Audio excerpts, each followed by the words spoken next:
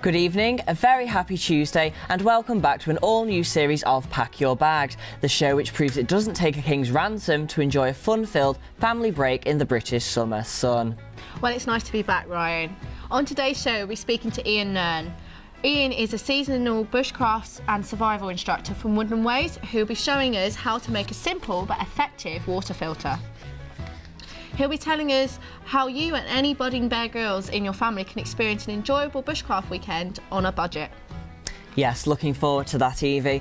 We'll be speaking to our lovely studio audience about their favourite British holiday destinations, and we will have our resident bagpacker, Lucia, who will show us what to pack for a beach holiday. But we want to hear from you at home as well. Tweet us using our Twitter handle @PackYourBagsTV. Send us your holiday photos or any tips for other budget holidaymakers looking to make the most out of their summer in Blighty. But first, when you think of Blackpool, you probably think of the Big Dipper, the donkey ride and the, quite frankly, terrifying Laughing Man at the Pleasure Beach. We sent our very own Cameron Murray to the Lancashire seaside resort just to investigate why Blackpool has remained in the hearts of so many for such a long time.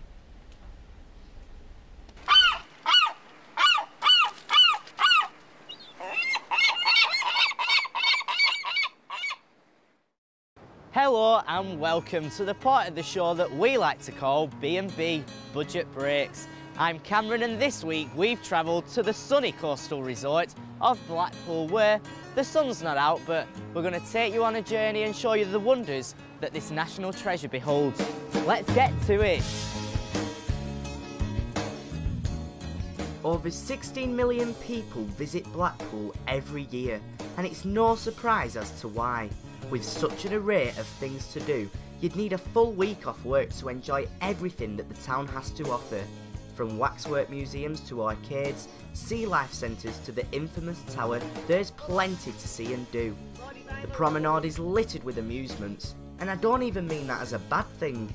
Go on, son. Go on. Oh, almost.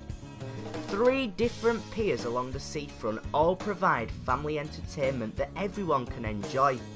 Mum, look, I'm on telly. In 2010, work was commissioned to bring Blackpool's seafront into the 21st century, and over £30 million later, it has been a mighty success, and now even more Brits are enjoying this gem of a town even more than before. Make sure the weather's nice when you go though, because northern weather isn't all it's cracked up to be, as you can clearly see. It might not be caviar or pheasant, but Blackpool offers its own delicacies. Fish and chips are the be-all and end-all staple food of B-Town. Make sure them crafty seagulls don't get a look in though, because then you'll be going hungry. There are over 100 souvenir shops along the coast, so make sure you treat a family member to a stick of rock. I hope you can see what a fantastic day in Blackpool I've had today, and hopefully I've shown you guys at home what a brilliant place this seaside resort is to visit. I might not have won at me games, but I've had fish and chips, I've had donuts, and I've got my stick of rock to go home with, and it's started to rain now, so I am actually going to go home now. See you later.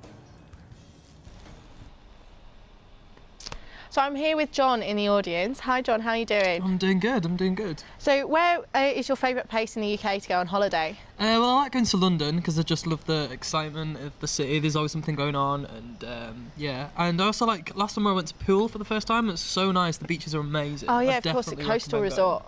Fantastic. Yeah. And are you going anywhere this summer? Not in the UK, I'm going, well, apart from Manchester, but I'm going to Florida later in the summer, and I'm also going to Greece next month. So ooh, get you. And have you got any top tips for people looking to go on a budget holiday? For students, I'll just say you can find like a really nice place for cheap if you just look for it. Yeah, so research and just like plan in advance, I think is the best tips. Well, let's go over to Ian now. Hi Ian, how are you doing? Yeah, I'm good, thank you. You? I'm all right. Ooh. What are we doing today then? I've been given some sand, which looks very confusing, from Cameron. Yeah, we're going to make one of these, which is an emergency survival water filter. Dead easy to make. Basically, plastic bottles, you can find them anywhere. I've cheated a little bit, so we take our plastic bottle. And careful doing this at home, cutting in cut the bottom off. Yeah, cutting the plastic bottle. Get adult supervision. Also, in the top, we put a little cross just so the water can come out. And we need a piece of material. This is an old pair of tights, but anything will do, a handkerchief or an old t-shirt. put that on there, and that's going to stop the sand coming out through the hole. Fantastic. So we need the sand in there. Is this the sort of thing you can do with children? Yeah, kids love doing stuff like this, and it gets them involved. And things like this are functional as well. They'll actually It's work. very mucky as well. Kids love getting mucky. Feel like I can go and hamper in a few people fine. after this. Okay, so we've got our sand in. Now what we need is some charcoal. Basically, charcoal is just burnt wood. So you can get this from your campfire. Fantastic. Can you buy it as well? You can buy charcoal. The only thing I'd say is if you're buying charcoal to build a water filter with, just be careful because some of them are going to have... Are they treated and stuff Yeah, like exactly, so they burn a bit better.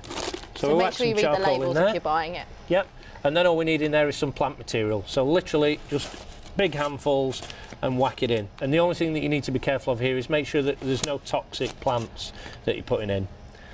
So just check if you pick grass and stuff like that. Yeah, basically if you go on a bushcraft course they'll teach you about foraging, they'll teach you which plants are edible and which are poisonous, so you can use that information. So that's it. And why does the grass go in the top after the charcoal? Basically that's to filter out the bigger bits. So when you've scooped up your water from your dirty stream or your pond, there's going to be bits of leaves and twigs and beetles and things like that in. So that's going to filter that out. The charcoal will take a little bit more out, and then the sand's going to filter out the really small pieces. Yeah. Well, you need to put a little bit of string on there because we're going to hang this up. So you'd suspend that, you'd pour in your dirty water, let it flush through a couple of times, and then take one of your mess tins once you've flushed it through, and your filtered water's going to go into your mess tin. Well, I feel like I've cheated a little bit and I've made a mini one. So snap, and make sure if you want to check any more details about this, check online. And thank you so much for coming in and showing us how to make this today. No problem. I think it's really, really cool. The only thing that I'd say after that, once you've got your filtered water, whack it on the fire and boil it for 3 minutes, and then it's good to drink. Well, let's go back to the studio now, and thank you again. No problem at all, thank you.